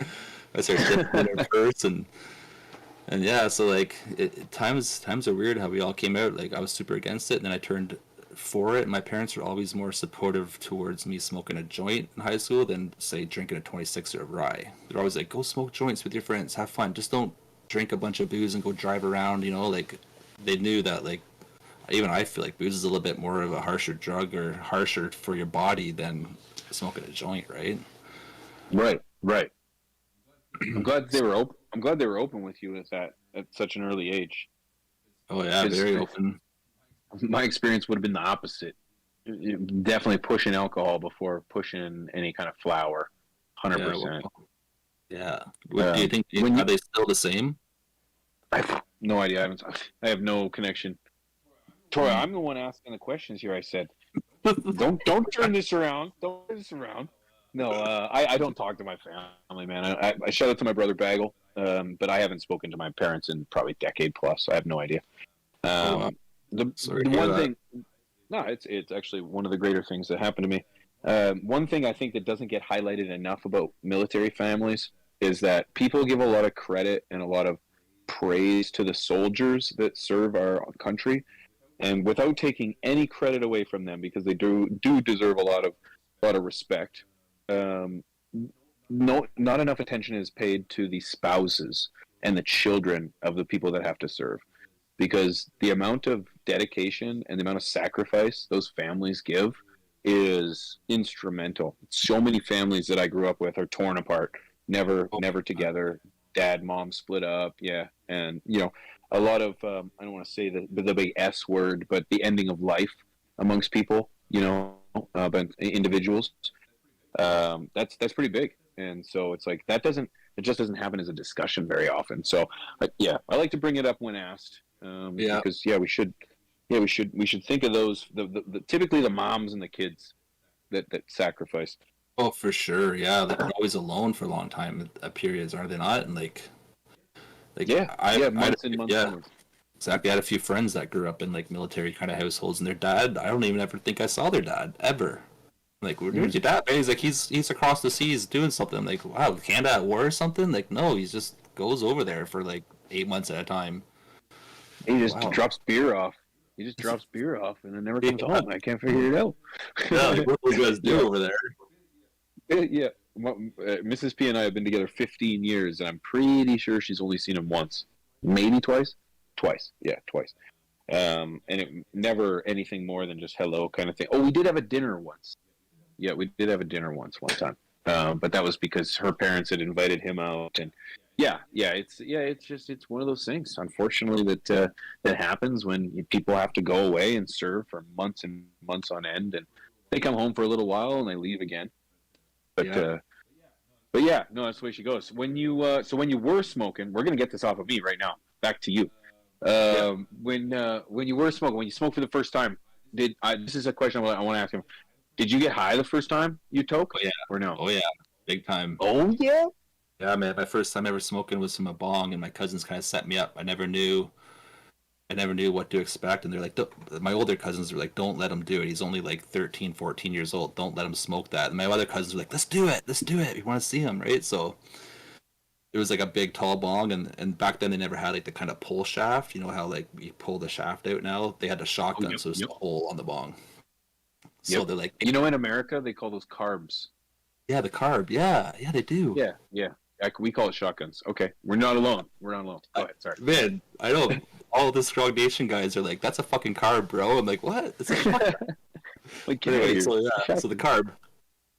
They're like, "Hey, suck now, Troy." Then once we tell you, suck really hard. So I'm sucking on it. They're filling the chamber full of smoke. They're like, "Now suck hard." Let go of the carb. Boom! It just all came in. And I coughed my ass off. I remember so bad. But then I was that kind of high where you're just super laughy and you can't stop laughing at everything. And they got all paranoid because I'm gonna get them caught now because I'm like out of it. Like he can't control himself. And yeah, we got busted. But like again, we got busted by my parents, and like it was my first time, and they didn't give me big shit, man. They're just like, "Okay, Troy, like don't get used to this, like." I'm not going to ground you or anything. Like, you had an experience, you're with your older cousins. Holy shit, kind of laughing at me. I was all red-eyed, right? And then I didn't touch it again for like a couple of years until I was like 15. And then I started going hard at it with my friends I met. That's a wild couple of years to say that. Didn't do it for a couple of years, and then I was 15. Not too many things you can break at that age. That's wild, man. Man, then at 16, I got caught for trafficking cannabis, and I got sentenced to like little juvie jail for a couple months. That sucked, man. Yeah, man. I have a pretty you did past. Time. I did. You actually had to. Yeah, you did. Yeah, that sucks. I'm very thankful. Not like a cell or anything. I got to go to like a little juvie boys' home, where like a bunch of 16-year-old boys that were just like little B&E guys and just like little bad kid. I didn't belong there. I was just a little chronic, man. I was a good kid. I just like sold a little bit of weed, you know. These guys were like stealing purses off grandmas and like beating up people and stuff like that. That's a bit different, but yeah, man, it's crazy that we get lumped up in the same pool as that. Yeah, not anymore though. Things are changing, so that's really nice. Yeah, of course. Yeah, one thing I'm really thankful with in Canada is that we have a very forgiving system to children. Our justice system, that's a better way to put it. Our justice system is pretty forgiving to children. And yeah, man, I got tons of stories too. Like lots of skeletons in my closet. So yeah, you'll have to have me on your show so you can pull out some of mine. But because I'm incriminating you tonight. Not, I not know. me. I'll stop asking. Just kidding. I'm just kidding. No, man. I'm thankful, man, because yeah, same thing. I got busted with a bunch of product, and I'm pretty sure I just got a ticket, and I even like forged my ID to change the date on it from like '05 to '08, and yeah, man, and just a slap on the wrist. I remember we used to play a game with our friends where we would put masks like bandanas over our face, and then as soon as we saw cops, we would run. And man, it was so much fun. The trouble you'd get in, the things that those cops would do, even though they had no idea what they were chasing you for. They were driving up on people's yards. Yeah, they're crazy things. Kids will be kids, though. I'm glad we have the opportunity to get over it. Yeah, 100%, man. And like I'm glad we get the opportunity that things become legalized for us too. So our children won't have to go through so much like hoops and boundaries to try to like just experience a plant that's really not that bad, and it's becoming proven that it's very, very beneficial medical wise. You know, that's a good thing about all that. Yeah, man, you're absolutely right. You're absolutely right. Now, granted, you're in Ontario and I'm in Manitoba. I can't grow recreationally, and you can, so that's frustrating. That is same frustrating. with Quebec. Quebec can't grow either, which is like what? So it's like barely legal, kind of, you know? Yeah, I don't get that. I don't understand how parts of Canada is so different than other parts of Canada. I just can't believe that. You told me that in Vegas, and like I was mind blown. I'm like, what? You can't grow weed where you live? Like, no, man, that's fucked. That's so weird. Do you remember where you were when we went legal? Oh fuck, I doubt it, man. I was probably getting baked somewhere. I was probably hitting bunks somewhere, I imagine. It's probably because we may or may not have allegedly already been celebrating before it was legal. Yeah, we were actually. I was, anyways. Oh, for sure. Okay. It just went. No one cared about it. Like a year before it went legalized, everyone heard the rumors, and the cops. Everyone started getting. Like the cops are stop hurting you, stop harassing you. They just grab it, throw it away. They don't even fucking ticket you or anything now. So once that started, yeah, we all just started partying until the stores opened up. That's what we were all waiting for. And then once they opened up, it was a joke because it's all shit weed anyway. So fuck. It was, man. I know. I think it's great. Excuse me. I was just sharing with Rob today that he was. I told him that breeders only have a certain list of genetics to choose from when they decide to start growing, when they want to produce for the legal market. And he was like, what? Yeah, there's only a short list. It's like, yeah, you can't just pick any genetic anywhere. You have to pick from the predetermined list from the politicians. Oh, I lost your audio. Is it me?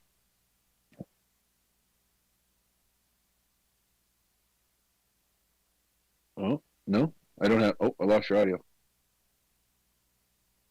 I know it would be reason to believe it's us, but I don't have you on this one, and we don't have you on that one.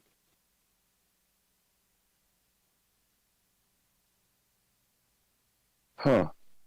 Oh, I can hear you messing with something. Twisting? No? No, I don't. Huh. Of course, I'm like, it must be us. But did your mic die by chance? No? No? Damn. What? Volume of screen. No audio for Troy. I hear P, not T. I hear P, not T. And you can hear me, right, Troy? Okay. Okay, what the fuck?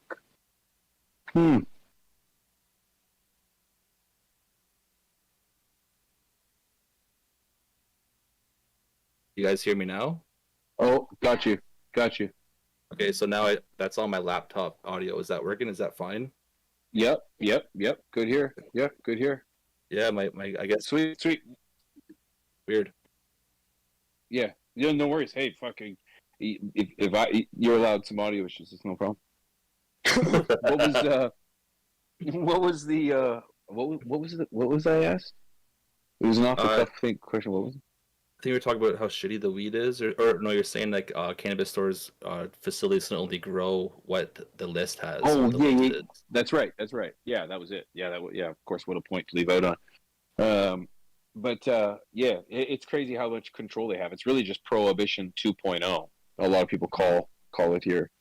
Yeah, but it's all shit. It is really shit, man. And quite honestly, I'm starting to learn though that a lot of that has to do with the dispensary, not necessarily the product, because the dispensary has the ability to choose good product, and even if it's from a like a list. My buddy owns a dispensary in Winnipeg, and he's got people coming over all the time, like with samples of stuff, and like he says you get some good stuff. So when you go to his store, it's the same stuff that he's sampling. I'm not sure some of these places are even consuming the product they're selling. That's the problem. I think they're really just selling it based on like whatever the number is. Because let's face it, obviously, a 30% THC on the package is going to sell more than a 12% THC. Mm-hmm. Only just based on those two numbers alone. And it's unfortunate, but that's why I believe that the dispensaries are full of just shitty weed. Nobody's actually trying it. Yeah, before they buy it. You're right. They're not. If you can find a place that's willing to try it, then I think you're far more likely to get somewhere that's good. But maybe I don't know, or maybe it's like I know the bud tenders are probably trying it, but they probably, they probably have no say. They probably don't have a say. It's all about money too, right? So like the managers, because the industry's like not thriving. Like as you probably know, like it's not like booming. Like those people that own those stores, they're not like making bank and becoming rich or anything. They're fucking struggling, man. So like, and it's all due to cost. Because the facilities, they want high cost, therefore they got to sell it for a high cost to make a profit. But it's just they're paying such a high cost for such a shitty product, and then when the people come to buy it, they don't come back again because it's that shitty, right? So like I think they should get their staff to smoke everything before they sell it, and get everyone to give the thumbs up, and like. I think you'd have more bud. I think you'd have more bud tenders, man, if they advertised that like bud tenders get to test their own product. For sure. Like I'd be like, bro, I'll be a residential bud tender sampler. 100%. Like if you need me in there, it's like I'll be there. I'll do that. That's a service I'd be willing to provide, Troy. Me too. I'd be good at that. I think I could do pretty good. Yeah, I could help them. But I do need pay. I do have to be paid a very fine rate. Yeah, not just weed. For my services. Yeah, not just weed. They got a lot of that. So, So, Troy, how long have you been on YouTube now? On YouTube, I've been on there, I'd say, like, maybe 2 years, 3 years at the most. Bro, you're killing it, man. You're also on Facebook, right? I'm on Facebook, yeah. I have 3 pages I run on Facebook. Obviously, my personal Facebook page, but then I have a growers group called Scroggers on Facebook. That's just where people go and they ask growing questions. There's a lot of scroggers in there posting their scrogs. And then I have my business page, which is just like a Northern Scrogger on Facebook, which do really well. Facebook's pretty good to me. It has been? Yeah. Yeah, Facebook has for sure. It's been my number one platform out of all of them. Like I haven't been deleted from Facebook yet. Been deleted from Instagram twice now. So I'm on my 3rd Instagram account in 3 years. Every time I get to like 30K, they delete me. So I'm about to approach 30K right now, and I'm probably gonna get deleted here in a couple weeks, I imagine. Facebook Scrog's looking so tight, or what? I'm not sure what happens. They just one morning I'll wake up after it hits like 30K. I'll wake up and it'll be like your account's gone, and then I'll start a new one, like Northern Scrogger 2.0 or just something, right? Just keep on going. That's all you can do is just keep on going, man.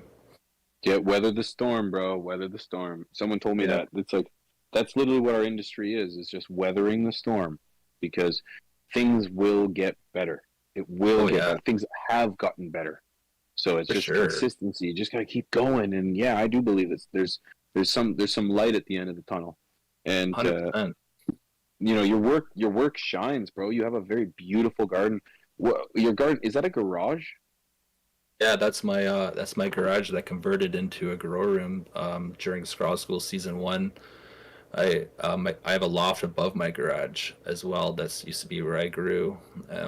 And then I got the idea to start a Scrawl School, right? So I was like, you know what? If I'm gonna do a Scrawl School, I need a bigger space. So I'm just gonna convert my garage into one big grow room and try to make it look like a professional grow room, right? As much as I can. So yeah, I just converted my grow room or my garage, and I just scrog in there, man. It's called my scrog class. Yeah, man. Scrog class is wicked. That's every Sunday? Yeah, that's every Sunday. I go live. I'm probably gonna start back up near the beginning of March for my Scrog School season 4. Yeah, every Sunday I go live for an hour on YouTube. I also do stream on my Facebook pages as well. That's wicked, bro. And so you're literally walking people through step by step how to create the beast that you have. So that beast on Instagram that everybody sees because they're gonna follow you if they're not already. That's all documented. That's all on Scrog School. Yeah, that's documented right from the day the seed popped. Yeah, that's all the way through. I actually showed a video today of us transplanting that plant 3 months ago into that living soil bed. It's all documented, all there. It's pretty sweet, man. That's only a 7-week veg, that huge plant from seed. Like, that's pretty crazy. 7 weeks. That's beautiful. Yeah. That's beautiful. Great. Yeah, that's great. What are you thinking you're gonna? What's the canopy? I was gonna say, what are you thinking you're harvesting? But then I was like, what's the size of the canopy on that bad boy? Bad girl. On the big one, it's a 4x4 Yeah. living soil bed. So the canopy is it's like 4x4 all the way across, but it comes up like at least 15 inches, and they're pretty stacked. So that plant is going to be an over a pound a plant on that thing once it's all dried. But I'm going to freeze it and make hash out of it. But it would be over a pound plant, that one for sure. 100%. Yep, 100%. What genetic is that, or what cultivar is that? That's a hazy girl from Green Bodie Genetics. Oh, very Yeah. interesting. Very Yeah, interesting. she's Okay, nice. Available So on she's got some- season. nice. She's got some. She's got some length. So she's got that haze genetic. Yeah, you said that was a haze. Oh yeah, she's a haze. Oh, She's okay. super hungry. They eat a lot. So if you guys ever grow haze strains, especially from the Green Bodie, be prepared to like just pack that thing with food. You don't gotta be afraid to give it like a high ppm dose, like 1500, 1700 ppms. You know, if you're doing a salt-based nutrient feeding, they can take it. Sweet, bro. That's very exciting, man. So, like, walk me through how did, like, you said you were growing since you were like 15, and like that's some wicked experience. I'm not that long. I think I was in my 20s when I started growing, right while I was in university. What got you into creating content? Because you didn't start on YouTube, right? No, I started on Facebook. So what happened was, what got me producing content was I got laid off from my job during COVID. This is when North Star started, is during COVID. I got laid off, like a lot of people did, right? And I had a scrog happening because I always grew, so I had this wicked scrog on the go. And I just thought, like, you know what? I'm in these Facebook growing groups. I'm just gonna post some pictures of my grow because everyone else does. It's legal now. I can do this. So I just started posting pictures of my scrogs.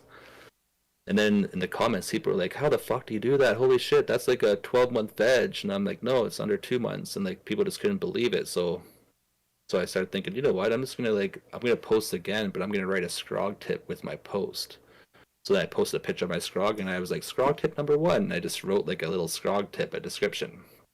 And then 2 days later, I would like do the same thing, post a cool picture of my scrog, but add a scrog tip number 2. And it all just started taking off. People were like, "Holy shit, man, your tips are awesome. Like, they're actually helping me already." And then people started saying, "You should start your own Facebook group, man, and have your own Facebook group called Scroggers." So I opened up my own Facebook group, and then we started teaching a lot of people on there. And then it just blew up. I had people say, "You should open up an Instagram." So then I would open up an Instagram. Then it turned into the YouTube. So yeah, I just kept spreading it to different platforms and just kind of trying to keep on building platforms. So now we have a Discord with like around 1,200 members in it. We have the Scroggers group has like 70,000 members. Instagram 30. So like we just keep blowing, we just keep building the Scroggers community. It's not just me; it's an actual community that's doing this. So it takes a team to build this, and that's what we're doing right now. Yeah, you're absolutely right. It does, man. To be quite frank, I knew you were on Facebook, but I didn't know we have similar origin stories. So I think we should create a movie. I'm gonna have like electronic powers probably, and then what would your special powers be? Uh, I probably want like heat coming out of my eyes, kind of thing. Like, Oh you know, shit! Oh man, that's brilliant. Yep, that's brilliant. yeah. Okay. So I can see this happening. Very similar origin stories. I was a blogger too. I did a lot of blogging too. I spent the first 2 years of growing as blogging, and I would just write everything that I had, and I would write it down, and I'd post it. Um, and that's how I built my community. And then all of a sudden, I was like, I want to go video and just give it a shot to see, just kind of capture the essence of what's going on. Do you have a similar? Yeah, yeah, that's pretty much how it did for me, right? Just wrote everything down and posted it on Facebook groups, and it all just blew up. That's how it all happens. Yeah. And then so posting on Facebook, what makes you go to YouTube? Well, Because that's a whole other beast. yeah, I wanted to first I just wanted to keep on going to different platforms to start building different platforms, right? And I always liked making videos. I always loved taking pictures. It's always been something I like to do. I'm not the best at editing photos or videos yet. I'm learning. So I like to go live, and that's why I did Scroll School live, because I don't have to do edits. I can just go live and just be myself. I can mess up, have mistakes, be myself, be authentic. YouTube, it was a different audience than Facebook. Plus, I could have longer videos on there. So that's pretty much where I went to YouTube, and then I started really pushing YouTube when I started the Scrog School. That's when I was like, I'm going to focus on YouTube more than I was before, and that's pretty much what YouTube's for, is Scrog School. And random lives that I do during the days, I'll go live in my room and just shoot the shit with people and just chat with them and work on my plants. That's pretty much why we did the YouTube. That's great, man. Yeah. YouTube is a beast all on its own, and utilizing the live streams, I think, is a really good idea, because it is. You're right. It's a great way to connect with people. That's when I found with blogging, it was very difficult to really capture the mood and the essence and the enthusiasm that I had for this plant, and I just thought, you know what, I'm gonna do it. I'm gonna let it out. I'm gonna do it on video, and then. Yeah, I really enjoy the not the communication, but the connection, I guess, is the corniest way I could probably put it, that you get between the people that are really supporting you and you, because I really get to hear how people are using the techniques that I'm trying to attribute, and it's working, it's changing their life, and it's like, wow, impacting people, and I know you've impacted a ton of people with your class and how to scrog, because teaching people how to provide for themselves, man, it's incredibly rewarding. And how does that feel? Yeah. That's what I was about to say. That's the most rewarding part of everything, is when someone sends me a picture on a DM, and say, look at my scrog, man, you did this, and I'll look at it and it'll look just like mine, and I'll be like, holy fuck, that looks sometimes I get mistaken, is that my grow? And I'll look closer, I'll be like, no, I don't have that picture on the wall. And I'll be confused. I love that, man. It's happening almost daily now. I'm getting inbox messages of people look at my scrog, you did this, I just followed you from fucking seed right to the end, and look at what I have now, and yeah, that's just super rewarding for me, and it keeps me wanting to do this and keeps going for sure. It's awesome. Yeah, I totally agree, man. There isn't a better feeling out there when someone comes up to you and just explains to you how you've changed their life, and and really it's just like, wow, I'm really just hanging on for dear life myself, and it feels great. Yeah, I hear. What do you have? Do you have any future what do you do for projects at the moment? Anything crazy on the go or on the grow? What's coming up after this, Scrog? After this Scrog, we'll be starting Scrog School Season 4, and then we're going to be doing a little thing called the Growers Gauntlet, a growers competition that's coming up. I don't know all the details on that yet. Well, I don't want to talk too much into that, because I think you're going to be involved in that eventually here. But yeah, we have a couple awesome competitions that are coming up for the community to win some cool prizes and grow along with us. So we have that coming up. I have actually a couple few challenges coming up, grow competitions, grow alongs for this year. So yeah, man, this year's all about 2 awesome grow alongs and Scrog School season 4 and probably season 5 coming up. That's wicked, bro. That's wicked. And have you already set forth your genetics? Do you know what's in store? Yeah, like I have my picks. I just have to meet with Rob for here the this gauntlet? week. Yeah, for the gauntlet. gauntlet? Oh yeah, I got mine Yeah. too. I got mine too, But- baby. for my Scrog School season 4, I don't have my stuff picked out yet. No, I usually let my Patreon members pick that for me. So I'll probably pick like say 10 strains, go to Patreon, and then let them all just vote for whatever 4 that I do. Smart. What's your Patreon, brother? My Patreon is just Northern Scrogger at Patreon. Nice. Make sure you go check that out so you have a little bit of influence on what he's going to grow on. Yes, Yes, thank you. and in regards to the gauntlet, yes, this is also something I've heard about. And for the record, let it be known, Team Flock is going to clean the floor with Team Scrogger. Okay. I don't know, man. We're gonna have to. We're gonna have to come up with some beef, bro. We gotta come up with some beef, okay?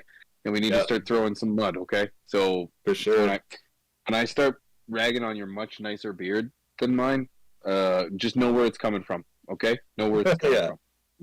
from. Oh man, Scrog Nation will be out for you guys. You'll see. Full force, man. Oh God, I believe it. You're gonna kick some ass. So yeah, so those don't know, Troy, myself, a few others are going to be doing a competition, if you will, where the growers, the audience, gets to grow the same genetic. We're going to do a competition.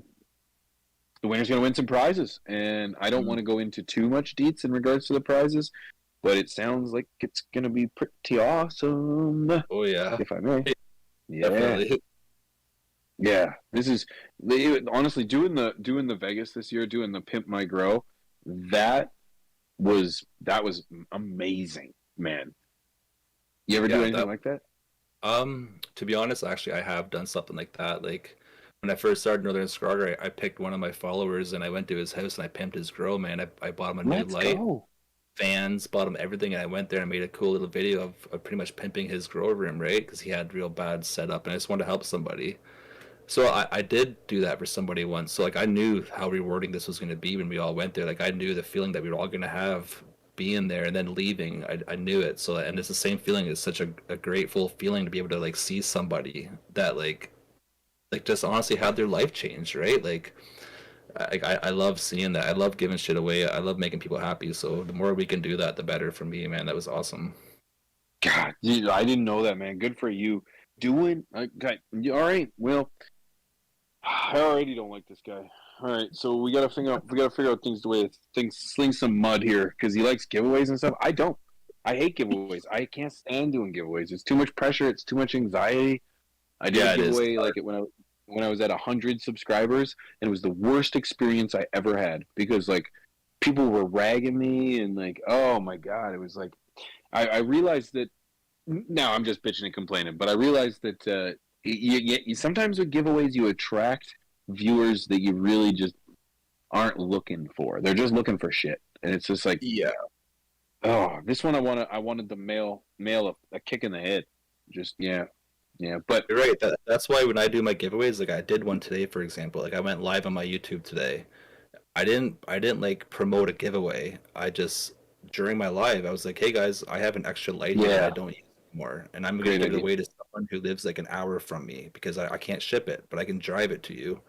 So like the people who are watching are already my followers. No one's there to get for a giveaway. They're just there Right. chilling with me. Boom! Now one of them just got a light. yeah, that's honestly, bro, that's brilliant. That's a great way to do it too. Quite frankly, I did the exact same thing. I did the exact same thing. I didn't want to say anything because that's just the benefits of being part of the flock, part of the Scrog Nation, baby. Is yeah, man. You get some stuff and I don't want it, so send it to someone else. Yeah, Yeah, it's a great way to do it. That's a great way to do it. Much Yeah. easier on the self-esteem. Yeah, the it's hard to Instagram giveaways because you got to pick someone. I hate that, man, because then you feel like you let so many people down. You know, like I know where you're coming from. Like it's hard to do giveaways. Like I get it for sure. Always feel bad. Yeah, you know what? And you should. Well, first of all, you shouldn't. You should feel great. But Yeah. man, no. Shout out to you. Shout out to you because doing giveaways is awesome.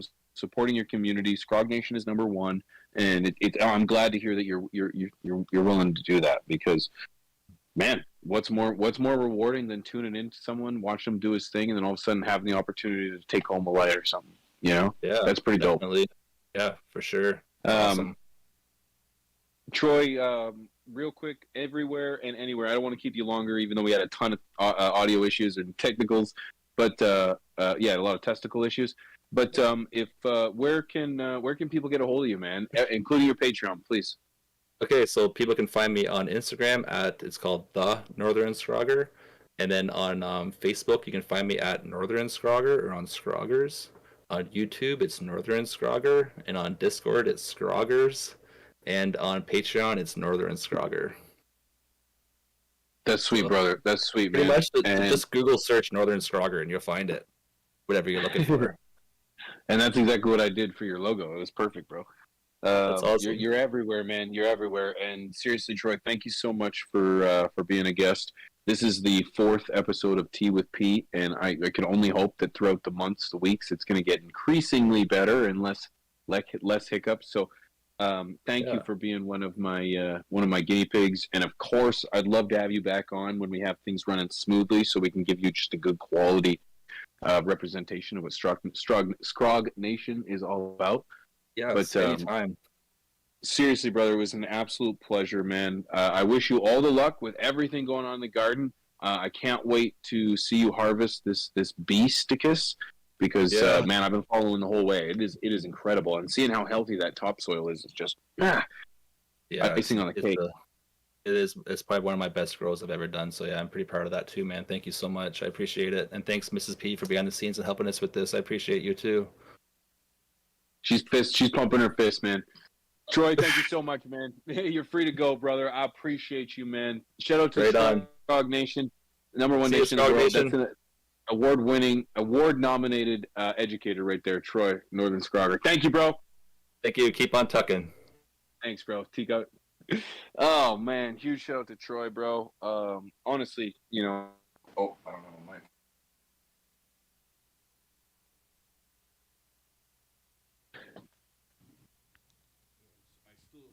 I still. Now, all the changes you made to my audio should be okay, I think. We'll find it out. It's the end of the show, anyway. Ladies and gentlemen, thank you so much. Ladies and gentlemen, thank you so much for tuning into that little bit of a gong show, but we managed it. It was fun. We made it. I'm not even sure if I have audio right now.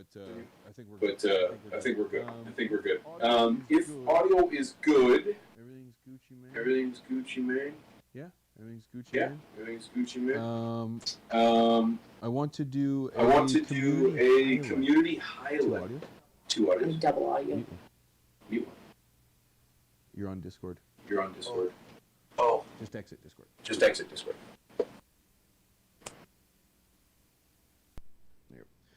There we go.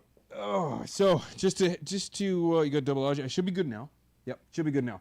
So to end on things, I do want to end these live streams every single week with the exact same thing, and that is a community highlight. So let's do just that. Community highlights.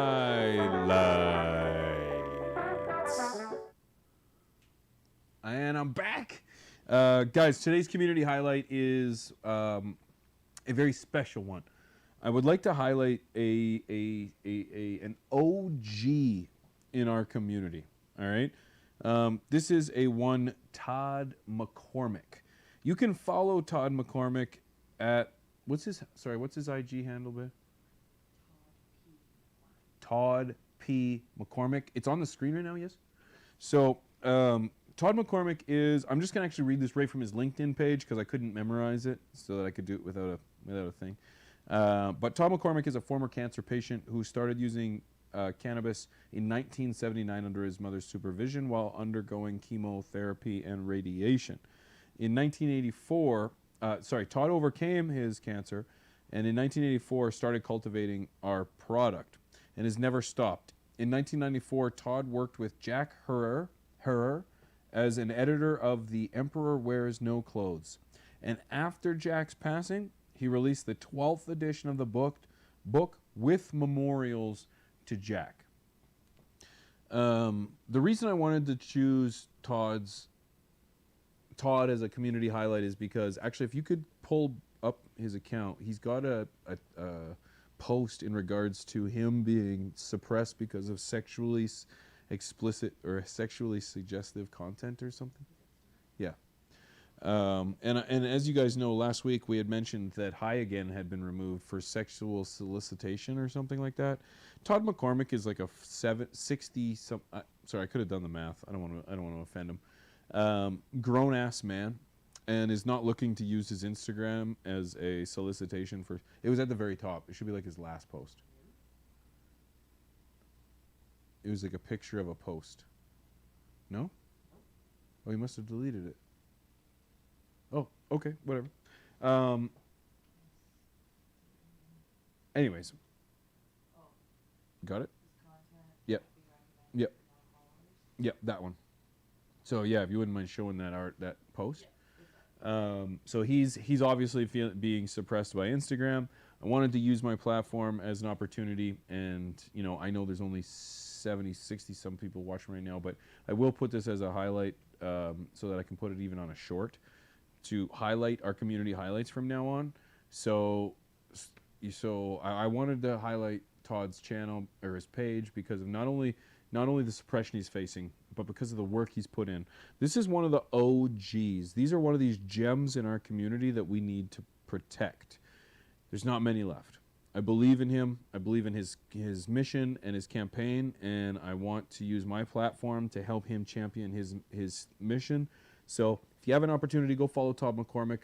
One of the reasons that I think he's such a legend is because he is actually the founder of Authentic Genetics.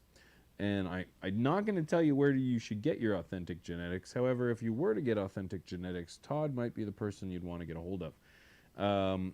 He's got cuts from original sources.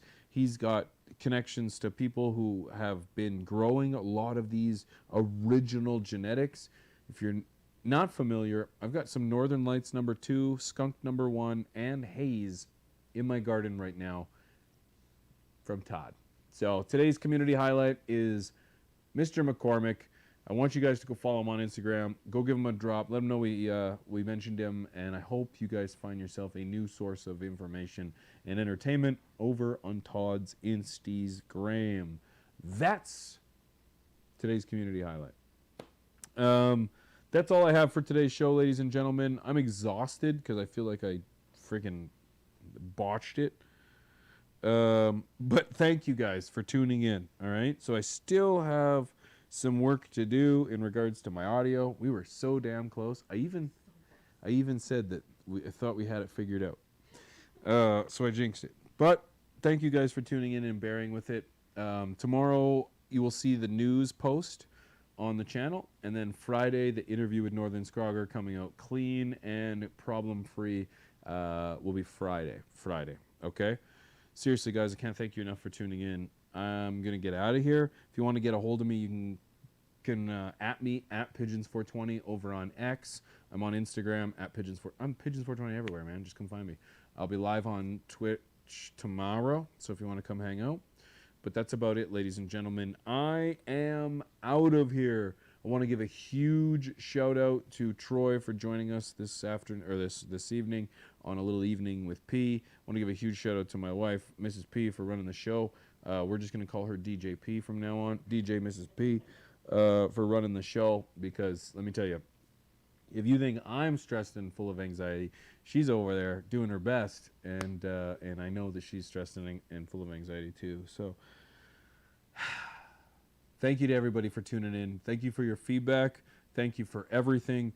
I'm Pigeons420, and I am out of here. So have yourselves a fantastic evening. Much love. Oh, stay medicated. We'll see you next week. T with P, baby.